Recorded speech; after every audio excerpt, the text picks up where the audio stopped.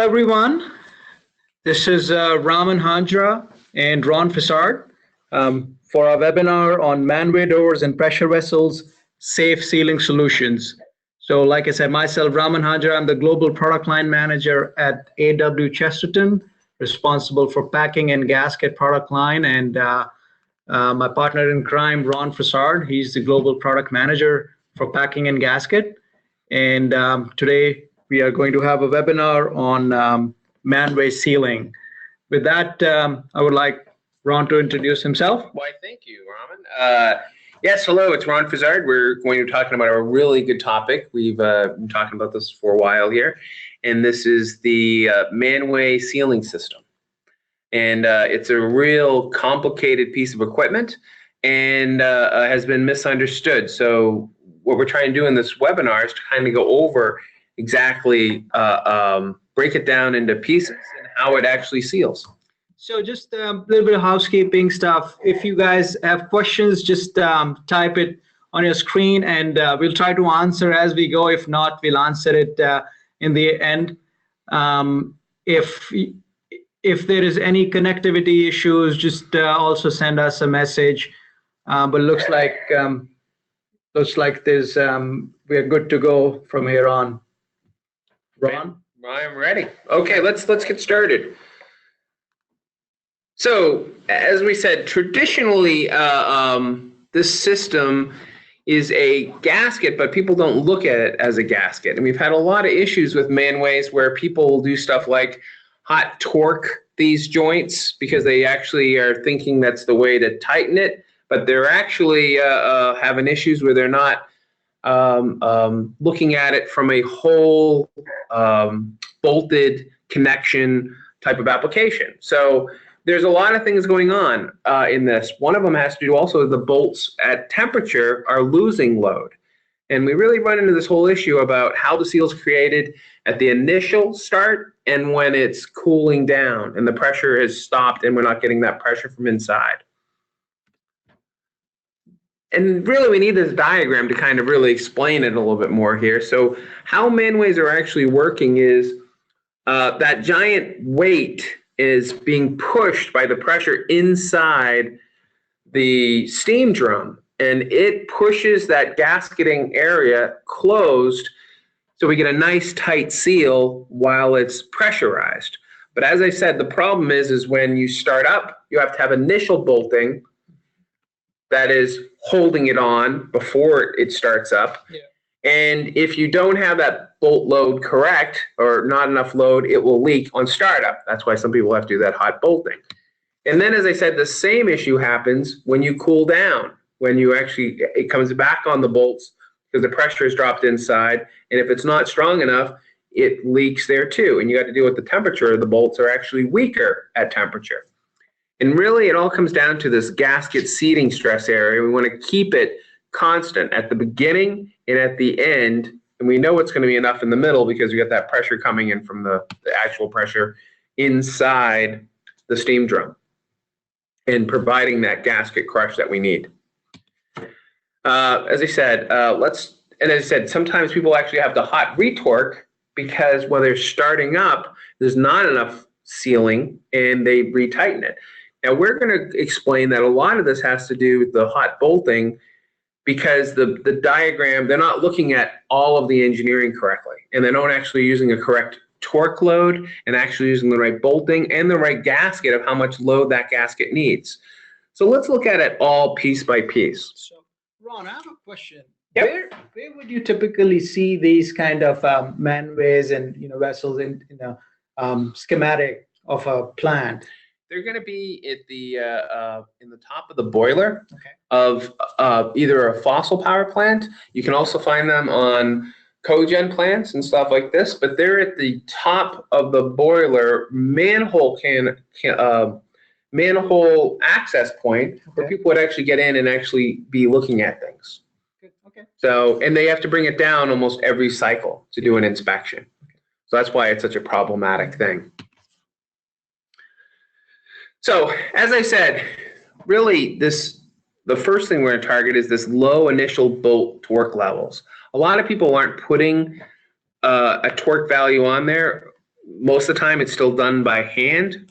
Once again, this is a classic problem we have in the industry. And if you don't put a calculated torque value on correct, we're never going to get that correct load to actually seal from the get-go. Then we're also going to talk about this loss of bolt load when the bolt heats up and we actually can lose strength in the bolt, and that would require the hot torquing. This is a really big safety issue. We've had quite a few incidents when you look on OSHA of people actually getting hurt, hot bolting, hot torquing the Manway gasket joint. Also, we've seen where any hot torquing really can become a real risk. We kind of would not want to do that if we could help it. And that really comes down to planning and really looking at it as a system approach, which is what we're going to talk about. And as I said, we don't want any leakage during the cycle when it's heating and cooling. And a lot of this happens is when there's a leak path formed, it keeps leaking. So we want to stop that leak from ever starting by actually getting the initial load and tightening correct. Now, the gasket technology, that's also a really big issue, because if you're using an old style seal, it really needs higher seating stresses, and that's why it would leak right at the beginning. Also, the thicker the gasket that would be in there, you would also have this unloading sealability issue. That would happen, so when you heat up and cool down, you could run into problems there too. Let's talk about this first issue, which is bolt torque levels. Oh, I'm sorry, a couple more issues we're going to talk about. Lack of proper documentation. What you really want is a turnkey operation. You want a guy to come in there and be able to know what torque he's going to apply there, what lubricant he's going to apply there, and what gasket to be used, how the gasket should be installed, what surfaces the flange should be. And really, having this lack of proper installation or understanding really causes a lot of these problems. As I said here before, what type of lubrication is used, when doing the right K factor or friction factor on the bolts. As I said, what type of tightening are you going to do it? Is it a torque wrench? Is it a calibrated torque wrench? Is it a guy, just tightening it down with his hand without any device at all? And really using a proper bolting procedure. We're going to talk about one that Chesterton likes using a lot, which is based off of EPRI, and we'll go over it. So before we go too far, let's talk about some of these basic definitions. I do a lot of work with the Fluid Sealing Association, and these are good terms, so we're all talking about the same thing here. A gasket is basically the material that is in between to create a joint. And a seal is when you actually compress that gasket material and you deform it to flow into the imperfections and create a seal. But a gasket is not really considered a seal until it is loaded properly. So once again, we're going to talk about Chesterton's system here and all the pieces that we use, including our live loading options that we use on these things. That right there is a really good picture of a center stud Manway. You can see the weights on the inside, and it's actually creating the seal on the backside like I showed earlier. And it has two main bolts, which are initial ones being tightened for that initial load before you actually are up to system temperature and pressure. So once again, how we put this all together, we have a gasket technology. Once again, we're going to go over what those gaskets are. We're going to talk about the live loading bolting system. That actually is the springs, as you can see in the bottom right-hand picture there. Those are using flange disc springs that are specifically designed for the load of that bolting material and the amount of travel and thermal growth that we'll actually have in that joint. And then we'll talk about the installation procedure. As I said, EPRI, Chesterton has a long history working with the Electric Power Research Institute, and their bolting procedure is a detailed one that we'll go over. It also falls in line with PCC 1 from the ASME. And one of the key things in both of those procedures is what type of lubricant you're using to make sure you have the right K factor that you're calculating the torque wrench to. And then really installation documentation. What type of paperwork should be so that the next time you reseal this, everything is defined perfectly. One thing I run into a lot on these issues and heat exchangers in general is this issue of having documentation to go from outage to outage and what system is actually in there.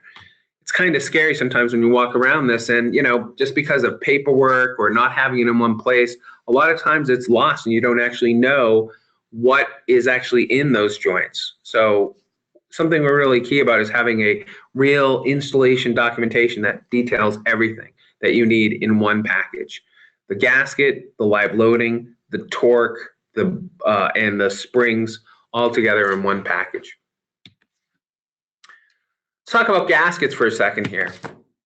There are a lot of myths out there that we want to just kind of dispel.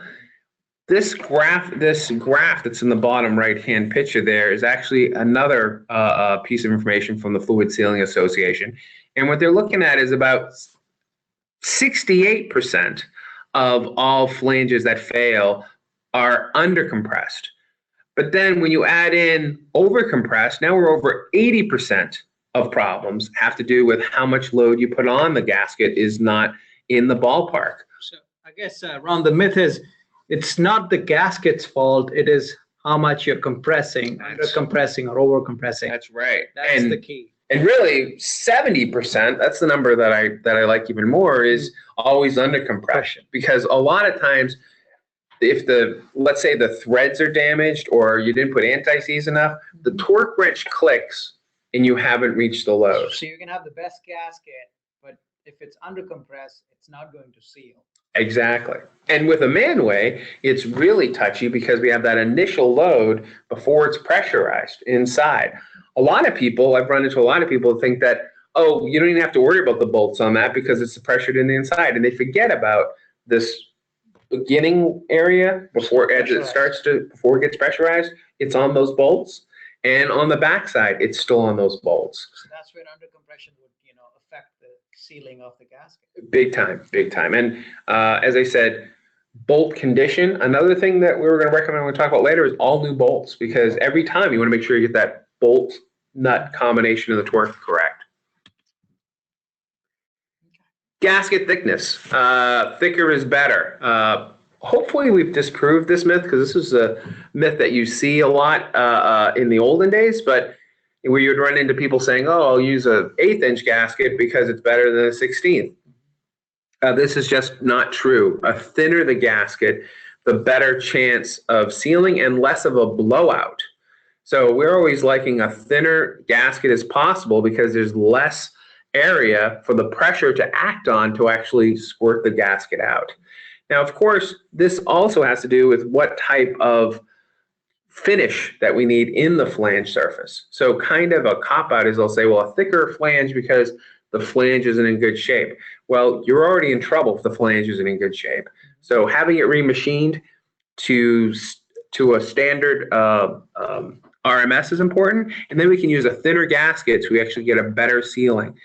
When you also talk about compressibility, recovery, and creep, all of those are based off of percent height of the gasket. So the thinner the gasket, the less the actual dimensions are for all those effects.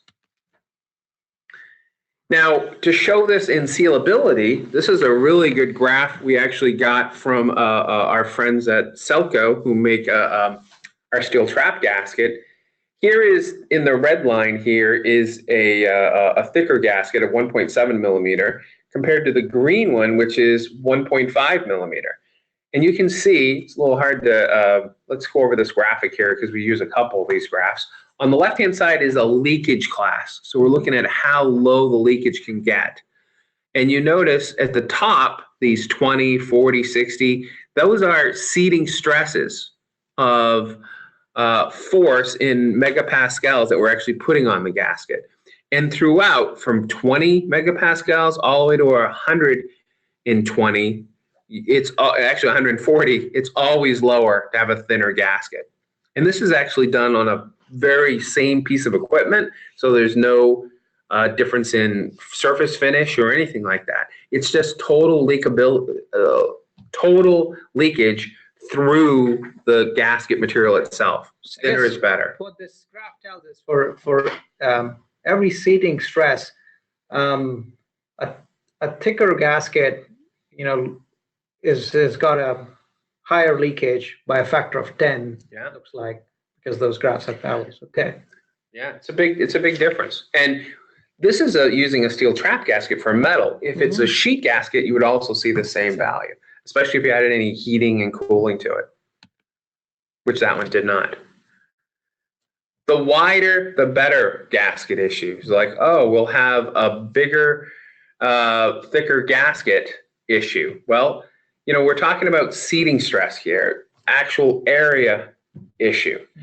What we really want is to have thinner, smaller area so that when we can maximize the load that we're putting on the gasket more accurately. So for example, I use this example a lot of like women's shoes that are like concentrated on like a stiletto heel actually can damage floors because there's such a high concentration of load.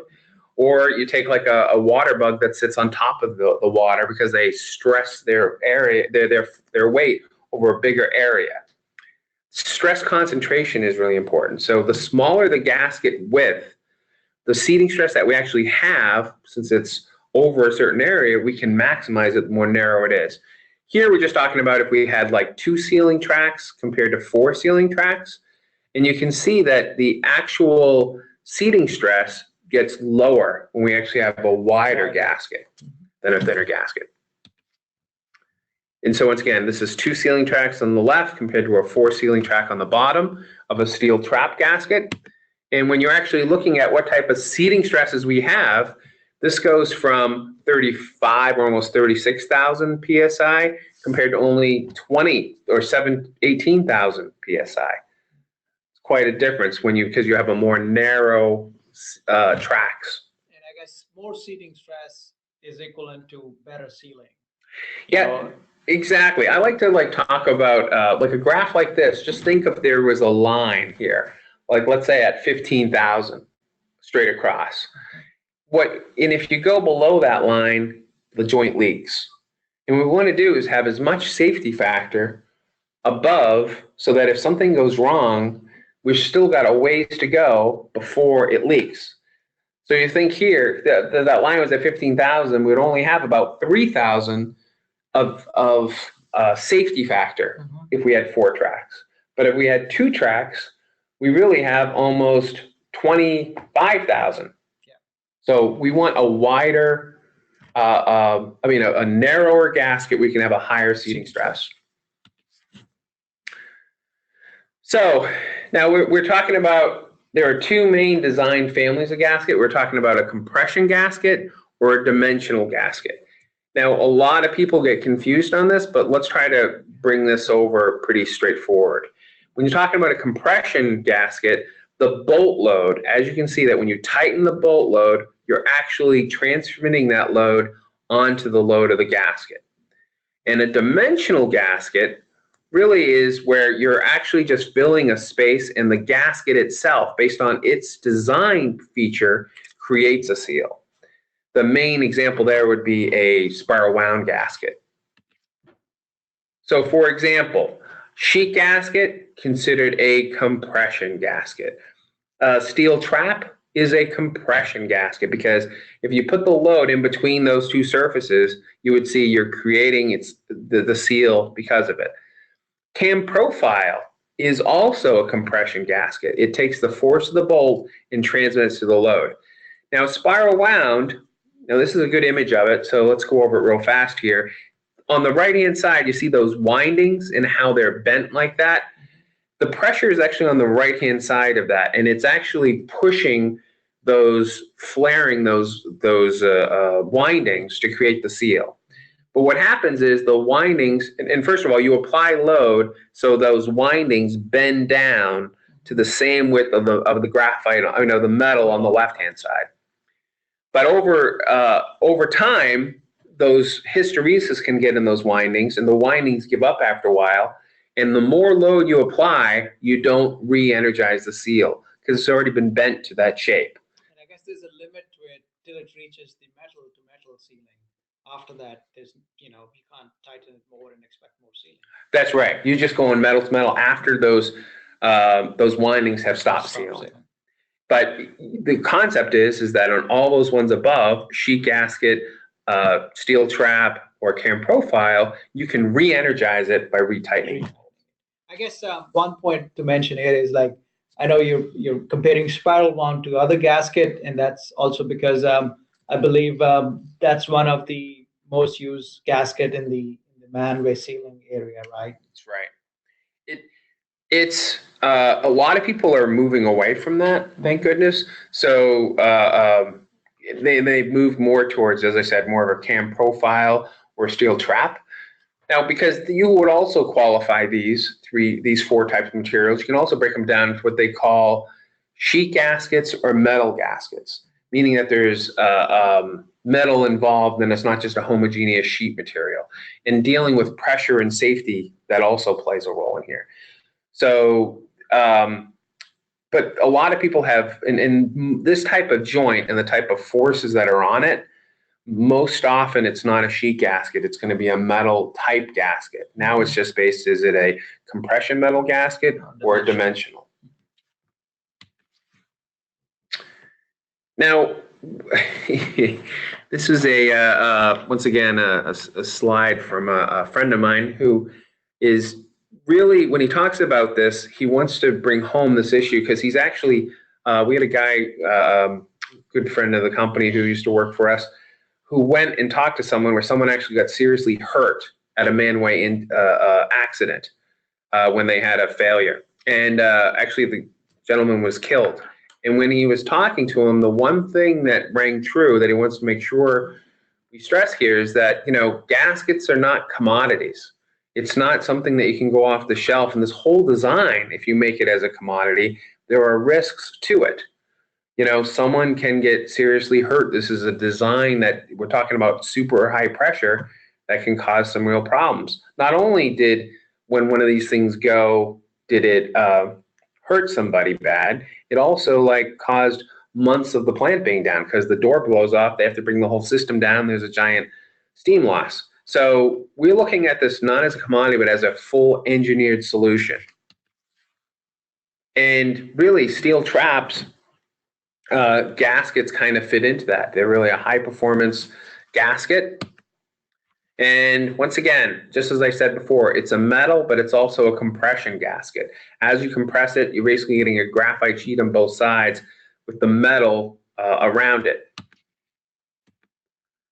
We can do them in all different shapes, and they have been in all different shapes used in many applications. And they can handle a pretty high, wide application rating. So we can handle 0 to 14 pH. We can also handle high temperature, but just a kind of a wide range parameters for this product. Let's talk about the real cool thing here, which is this new DIN standard testing here. So just like the graph I showed earlier, this uses the same basic X and Y axis. So we have leakage rate on the left-hand side, and we have seating stress on the top based on megapascals. But what they're also doing this test is they unload it. So you're looking at like when you're actually applying load to a gasket, and you heat a gasket up, the bolts will grow and you'll have losses in the joint and you lose load. And what you really want to know is how much does the gasket hold on to the load that it originally has? How well does it seal when it loses load? So these yellow lines is when we brought it up to that load and we unloaded it, what type of sealing did it still have? So let's look at 60 megapascals there. So you see the blue line went to, and it was at 1 to the minus 0.02 sealing, a leak rate. When we unloaded it and we went to 40, you can see that the yellow line stayed flat. So when you tighten it to 60, and let's say the bolts grew a bit or you lost seating stress because like everything kind of heated and shrunk a little bit, and it went only down to 40, the sealing was the same. It's really important. So I guess the more parallel or straight the yellow line is, the better it is for gasket's performance. Exactly. And then we put like a really large amount of load on here, so we go all the way up to 140 megapascals. We could drop all the way down to about 80, and the leak rate stayed exactly the same. So that's really the big graphic here on this. This testing was, it's part of a new DIN standard. It's a couple years old now, and it's kind of taking a couple of older standards and a couple of newer ideas and kind of merging them all together. We really, it shows a new light on how gaskets are tested. Now, here's what the spiral wound leakage rate looked like. For starters, you notice that the leak rates on the left scale is not as low as the steel trap was, but you also get a lot of these curves where actually the more you put load on it, it actually sealed less. Like, for example, between 40 and 60 and 80, right? And then when you drove it all the way to 140, you really went metal to metal, but as you started to loosen it, it didn't go up as high. So we're looking at 10 to the minus 04. I'm going to go back one, and you can see where 10 to the minus 4 is on this scale. Selco steel trap Chesterton steel trap was much lower than that. So those are the type of data we have here. And even cam profile did not get drastically lower seating stresses. They also had quite of an angle on there, so as they lost load, they lost a lot of sealing. So just as a simple thing, the leakage rates were pretty dramatically different. So at 160 megapascal, that's at the largest seating stress we had on those, the steel trap was to the -8 sealing level compared to -6 with cam profile compared to -5 with the spiral wound. And of course, the higher the number, the smaller the molecule, the lower the leak rate. Now, this is interesting too, the unloading. So when we unloaded it from 140 to only 20, we still got -7 for the steel trap, but only to the -3 for both steel trap, for the cam profile and the spiral wound. Now, this is always kind of interesting too. We're talking about the minimum seating stresses the gaskets actually need. So it takes much less seating stress for the steel trap than both the cam profile and spiral wound. And even the graphite sheet can't really handle those high pressure, so it kind of takes us out of that even ballpark too. So as in our metal portfolio, steel trap has a much lower seating stress. These pictures are pretty straightforward too. These are actually from a Manway that had a spiral wound in there, and what happened is the windings came undone and they're exposed on the inside of the Manway. So once again, think about how a spiral wound is designed. If they've already started to unwind and the metal is showing on the outside of the Manway, now possibly it slipped out of its dimensions when you actually applied the load to the hatch, but it could also have just unloaded with a little bit of load. Sometimes those spiral wounds, there's what's called an inner ring and an outer ring. And if you don't have an inner ring, which a lot of these can't have because it's such a narrow space, you put some load on it, you can pop the weld and then it unwinds. So it's kind of a negative to spiral wounds, and that looks like what happened here. But once again, this is kind of a scary situation where you know that not the whole gasket is actually on the joint. Half of it is sticking out of the joint. So let's talk about bolting real fast here. Basically, what we're talking about here is the bolts are the primary way we're actually putting that load in there. And we have to be able to hold that door in place until the pressure increases. So we make sure we have that initial seating stress to actually seal the joint to begin with. And as I said, what torque do you want to do is very important. We actually do it correctly the first time. What a lot of people do is they hot retorque, and then you don't even know what tightening you're actually tightening it to when you do a hot retorque, because the anti-seize is actually dried, and now we don't even actually have a K factor with dried anti-seize versus wet anti-seize. So what we're really trying to do is get that bolt in what we call that elastic range, actually where it's stretched and it wants to come back to that range. The safe range we usually target is about 60% of yield. That's our standard target range. And we want to make sure we actually hit that and not have it be too low or too high. And the best way to do that, of course, is with a torque value and using a tension device to it. Now, what happens is when you actually tighten a bolt, there's a lot of things that are going to happen that are going to take away that load. So, for example, thermal cycling, the bolt grows more.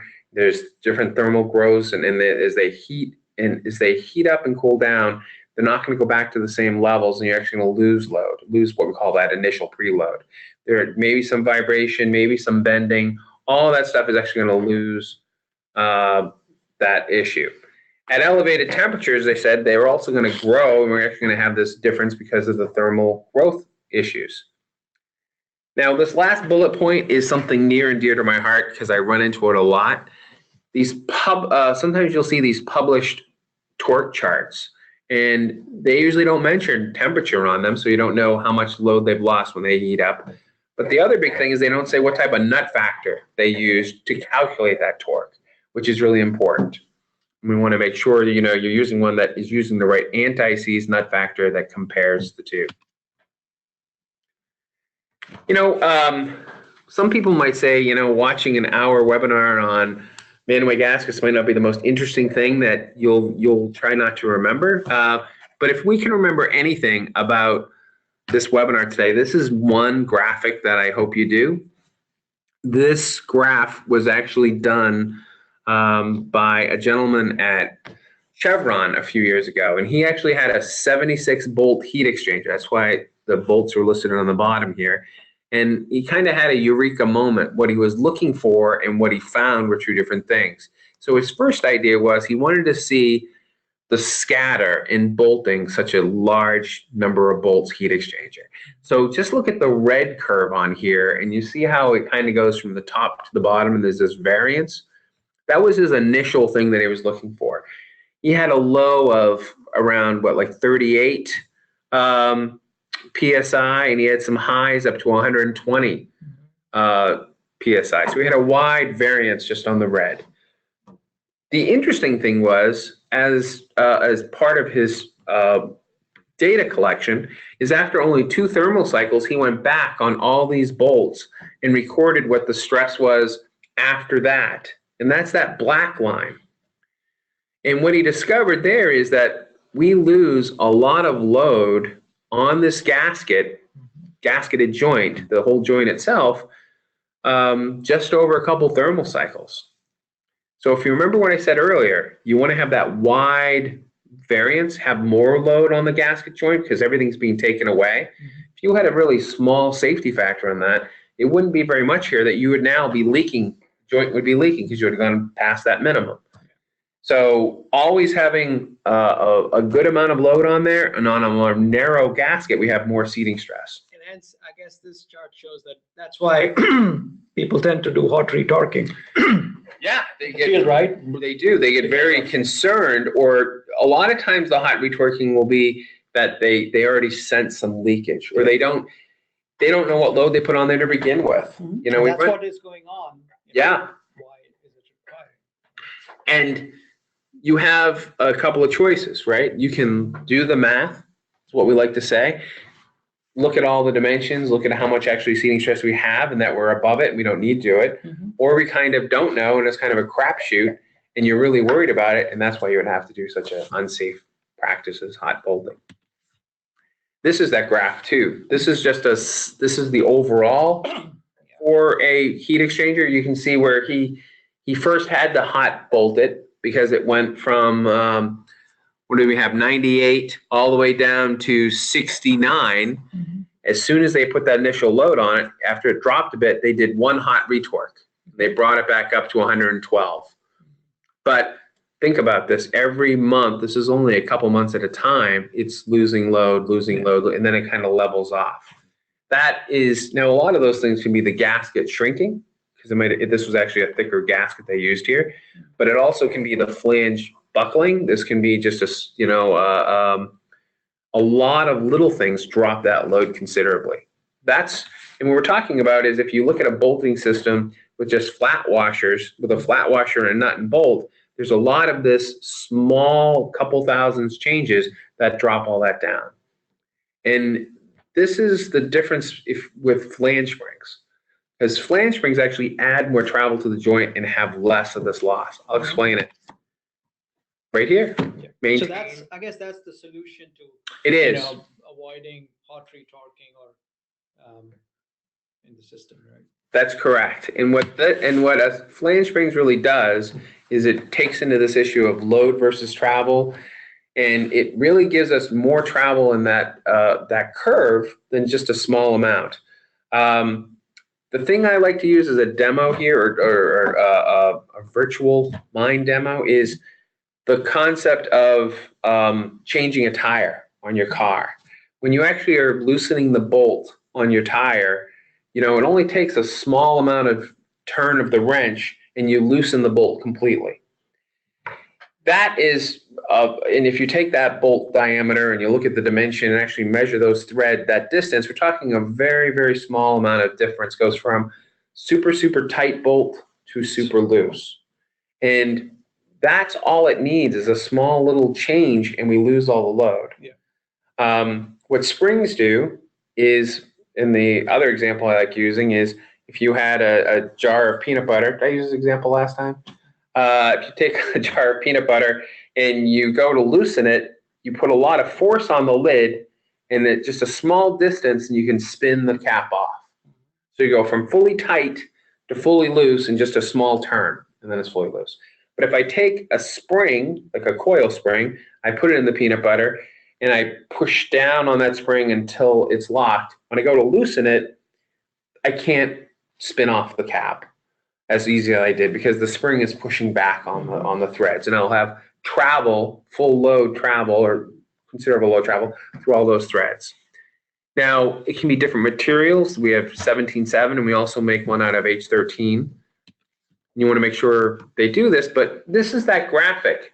What I just explained on the car changing the tire and the threads on the peanut butter is that 0.006 thousandths of an inch compared to 0.118 inch when you add springs. This is the 1,800% increase in travel that we have. As you're loosening, you still have all that travel left in the joint, than losing it all in one shot. So thereby avoiding the hot retorquing. Right. You would keep the load on that gasket, and springs help you do that. That's exactly how it would work. So, how we're doing this now, as I showed you before, this is the diagram of the Manway. We put that bolt load and the flange springs on there. And as it heats up and the bolts want to loosen, so we initially put that seating stress on there. We put one torque on. We've already calculated this out. We're at 60% of yield, and we have a target seating stress we want on it. But when it starts to heat up and cool down now, the springs will actually open when the bolt actually cools, giving you that enough bolt load in there when it's heating up that we don't lose it, because the springs will actually capture it and open up and keep that load on there. So that's a good idea of that dimension there. So we make two different types. This is the Chesterton materials, but once again, this is the 5500 we make out of Inconel. It's actually made out of, I'm sorry, it's not made out of Inconel. It's made out of 17.7 stainless. And then the H's are made, as I said before, out of carbon steel, out of the H13. Let's talk real quick about lubrication here. You can't really talk about the whole joint unless you're talking about not the gasket, the bolting, and the lubrication, because they're all part of a whole system. And really, not looking at it can run into all kinds of problems, because you're actually not putting, the torque wrench can click and you're not putting the load you think you're putting on it. There's this whole translation thing about using a torque wrench and actually applying load. Most people think that if I put the torque on, I'm automatically applying that load, and you're not. A lot of this has to do with of course, it has to do with the anti-seize that you're using and lubrication on the bolts. A lot of this load actually happens between the threads and the nut, but a lot of it also happens between the bottom flat washer and the underneath of the nut. You want to make sure that there's lubrication between all those surfaces. So I guess lubrication is another factor that can, lead to under compression. Right.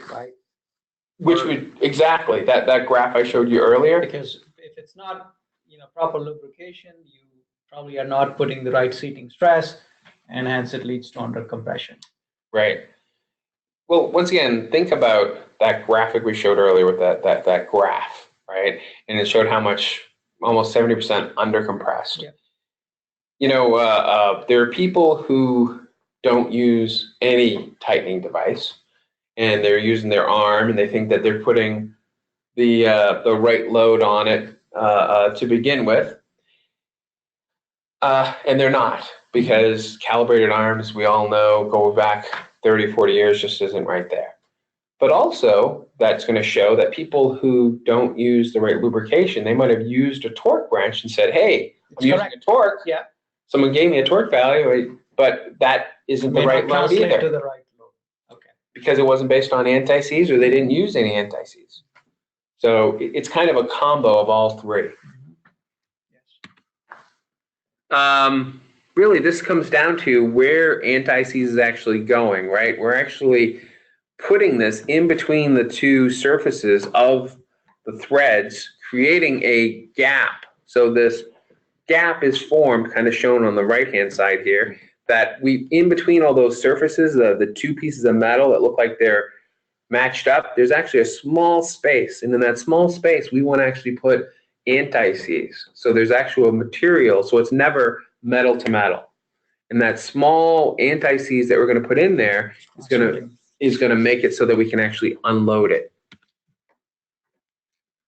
And once again, that tightness there is only about 10 to 20% of where the actual threads are mashed together, but we got to make sure there's an anti-seize coating in between there, or you're going to gall the threads. I have a story for you, Raman. I don't know if you've heard this either one. It's a great story about anti-seize.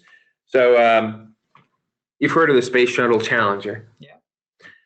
So the date, do you know what happened the day before the Space Shuttle Challenger took off? So the day before the Space Shuttle Challenger took off, they had a launch. They put everyone on board, and that was with the teacher from New Hampshire, and they had all the astronauts in there, and it was a beautiful day. It was 50 degrees out. Everyone was ready for it. The president was watching. It was national television, and they go to close the door with the astronauts inside. Yeah. And as they close the handle, there's one bolt, or a threaded rod, they call it, that holds the handle together, that's supposed to move and go into the surface of the space shuttle. That thread galled, and they couldn't move the handle in. So they had to cancel it. Yeah, they tried to figure out how they're going to cut it, and they tried to cut it off, and they ended up getting a hacksaw. And as they were cutting the handle off, and the handle dropped, the weather changed, and they had to cancel it for the next day, and then it exploded the next day. But something as simple as this, like why galling happened, is because of the threaded space there and what type of lubrication they used. So it can stop a rocket to go up in the air. Yeah, it's something as simple as a threaded connection. Yeah. Now he's talking about another issue on this slide, is this high pressure. Since it's only 10 or 20% on those small threads, in anti-seize, being able to handle a high concentration of load is important. And lubrication guys have a lot of these tests where they actually use they actually use tests of like how much force the anti-seize can actually handle. Those are type of values you really want to kind of look at in anti-seize, because you really want to make sure they're keeping the space between those two threads, so you don't actually have a metal-to-metal galling opportunity there. So once again, here you can see on a typical application using a nut factor, what is the real difference between 0.16 and 0.2? Well, that's 20% difference. And you don't think that's a lot, but you can go from 34,000 to only, from 42,500 seating stress to only 34,000 seating stress. So really, if you were going to actually change the torques on those, it would go from 1,050 to 850. So 20% is a lot of variance there. So knowing what type of nut factor you have on your anti-seize can be real important.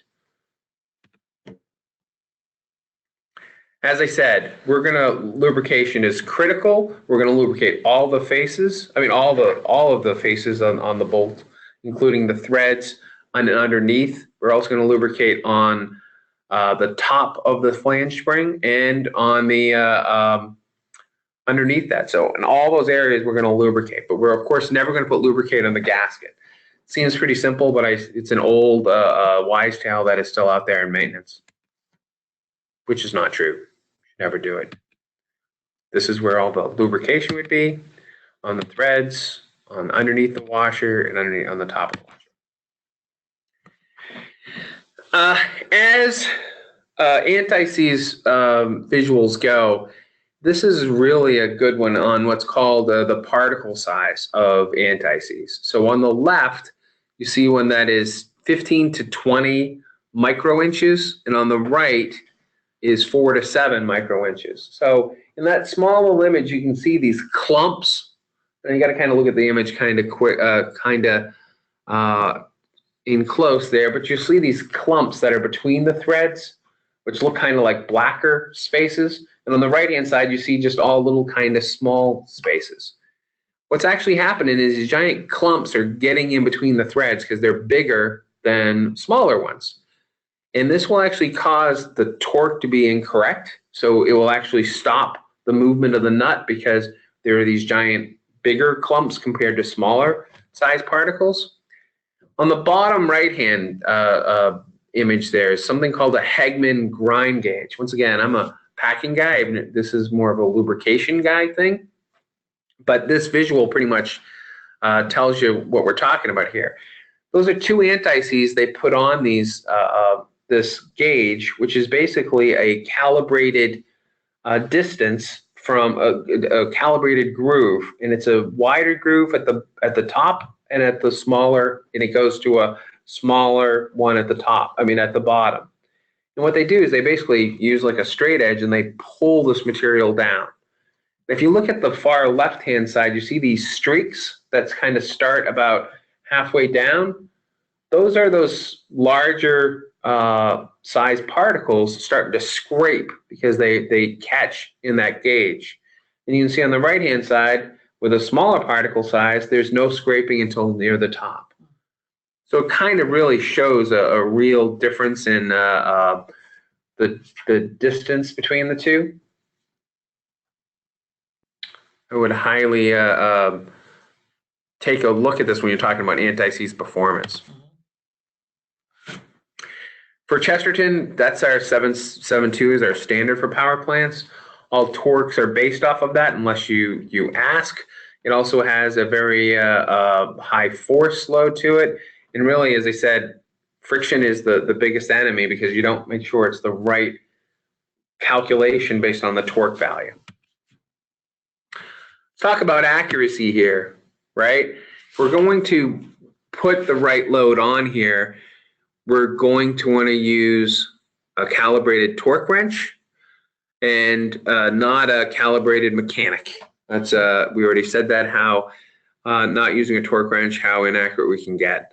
Hydraulic tensioning is even better than a calibrated torque wrench. Sometimes we can't get that in these type of applications because of the design of the bolts, and sometimes it's just not available, but it surely is better. But it's kind of like good, better, best here. But actually bad, good, better, I guess I would say. EPRI, Electric Power Research Institute, has a really good bolting procedure. It's also part of PCC1.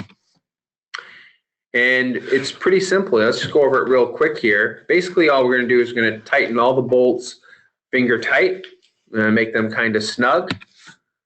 Then we're going to take that torque value that we're going to put on there, and we break it up into 3 even parts. So we're going to go 30, 60, 100, and we're going to go in a cross bolting sequence. Now, there are plenty of bolting sequences that you can get off the internet. Chesterton has quite a few in our gasket manuals and other manuals, but you're going to go in that cross pattern at 30,000, I mean at 30% of yield of the, I'm sorry, 30% of the torque value. Then the second pass is at 60, and the last one's at 100. But one of the most overlooked is the fourth pass, which is to go around the flange at clockwise. And you want to make sure that at each time the torque wrench clicks on each bolt. And if there's any movement at all, you go around it again until there's no movement of any of the bolts. That's getting rid of that crosstalk between bolts. Let's talk about documentation and analysis. So once again, this is a little bit better diagram what we're talking about with the bolt holding together the joint. And we're talking about the bolt load, the pressure load, this what's called the hydrostatic end thrust or end force, which is the force D there, which is actually pushing against the gasket. Actually, C and D are the same thing, but it's actually trying to push the gasket out of the way. That's why thinner is also better, because you have a less smaller hydrostatic end thrust. And also the internal pressure is pushing against that gasket. We want to consider all of these things to make sure that we're putting enough load on it to seat that gasket. Now, this is that issue, and we're talking about when you're heating up the system and cooling down the system, we have to deal with all of these issues of that bolt preload, what type of force you're actually going to put on there to create that seal. We got to deal with the thermal growth of the bolts, like I just said, the thermal relaxation of the entire joint, like that metal actually straining a little bit and bending, like you could see that bar that puts in there with the bolt. If that bar moves just a couple thousandths, we're going to lose a couple thousandths. The gasket crush, we want to make sure that the thermal growth of the bolt and the thermal relaxation of the joint, how is that going to affect the gasket load over time and making sure that it can handle it while it's heated up and cooled? That thermal growth of the bar itself will grow a small amount. And we want to make sure all these things are growing and shrinking and how they all affect it. Chester, we kind of put this all together in one analysis. We actually calculate everything out. We take dimensions of everything. We calculate out what type of loads we're going to lose, and we calculate out what type of springs we would need to model the best solution there. Once again, Chesterton also has a lot of information. We have a brochure. We also have some other information on this. Can go over all the details with it. So yes, this is data that when you actually get this data, you can put it together in one package and keep it. So you know what's on that joint and how we did it last time. This also includes torque value, the anti-seize used, all that detailed information is all on this one printout that comes out of this situation.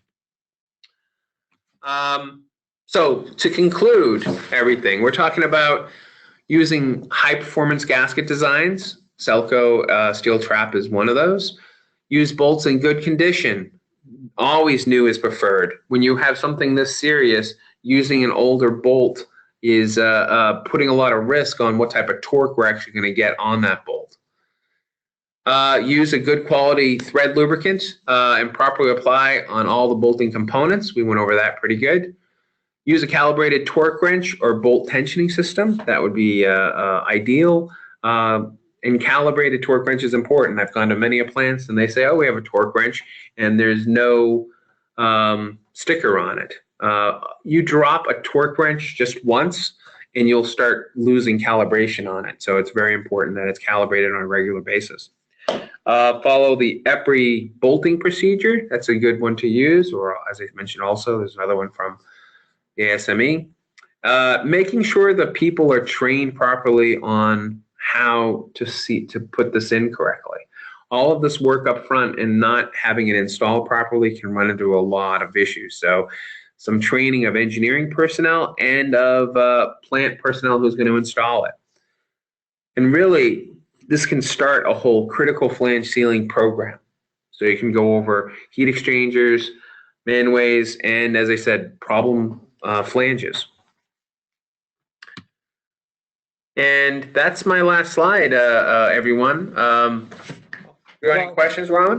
Well, thank you, Ron. I think it was a very interesting webinar wherein we looked at manway sealing and how this is a critical sealing element in a plant and what are the issues associated with.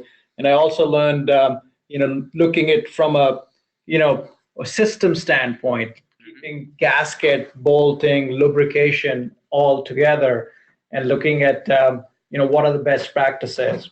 Then I know you talked about tightening procedures and documentation. That was good. So good. Yeah, I thought it was a good way to, once again, starting 2018, we would surely like to talk about to anyone on these issues and really make it a safer year in 2018 with using technology that solves those problems. So with that said, as I said, you can type in a question or we'll go from there. Yeah, we have a couple of minutes for questions. If someone has, we'll take it up, and then you'll also have access to our email, and you can always write to us with your questions if you don't have it right now. Sure. Yeah. Let's give another minute, and that's that anti-seize stuff too. Something I didn't get to talk about real fast there, but that hot bolting piece that I mentioned earlier, a lot of this has to do with when the anti-seize is heated and it goes from a wet K factor to what's called a dry K factor. So when you take the anti-seize out of the can, you'll see that it's got kind of like an oily film to it. Well, that oil burns off at a very low temperature. And when it burns off, all you're left with is the dry powder. And think about it, like something with a grease in it is going to have a lot more smoother surface. It's going to have a lower K factor. But when you dry it to just a powder, it has a much higher K factor or nut factor. So what you end up with is when someone goes to hot torque something and they put the same torque value they put on before, you're not putting the same load as you did before because it's a dry K factor versus a wet K factor. Yeah, I know, Ron, there's a lot more science behind it. And it's some really interesting stuff. And as I said, I think the main issue here is that Chesterton, we consider this really a safety issue and a plant running longer and more safer because once again, you don't have any issues with the manway. It looks like we don't have any questions. So, okay. Like I said, you can always reach us at our email. And with that, any final thoughts, Ron? No, it's a pleasure. Have a great weekend and happy holidays, everyone. Holidays. Thank you, everyone.